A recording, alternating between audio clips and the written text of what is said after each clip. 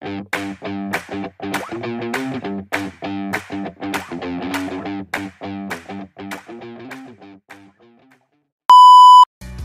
hello, hello. Ito na naman tayo. Si Kwento. And, noong 2018, doon ako nag-start magpagawa ng bahay namin. So, kita naman ninyo, talagang hindi naman talaga ganun kaayos yung ano namin. Kasi talagang lack budget kami.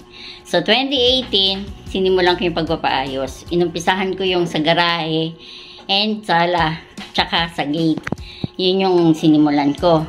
Tsaka, after a few months, pinabakbak ko yung pinaka-center. Ito, yan, pinabakbak ko yan. Pinaayos ko yan. Kumbaga, bakbak pa lang siya. Hindi pa siya talaga inayos ng ganyan. Tapos, noong 2019, yung likod naman niya sa may harang naman ng kitchen. Kasi meron talaga siyang division. Hindi talaga ganyan itsura niyan. Meron siyang division para sa may dirty kitchen tsaka laundry area sa likod. So, pinaayos ko rin yun. Pinabakbak ko yun. At saka, pinalagyan ko ng maliit na lababo muna sa likod.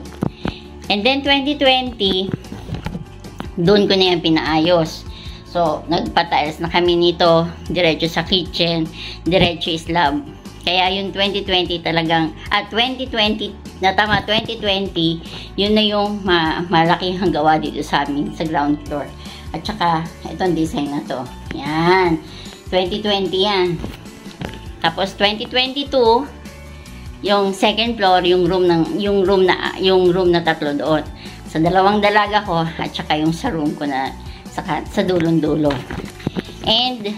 And updated yung sa room, long span roof namin. Yun 2023 ngayon.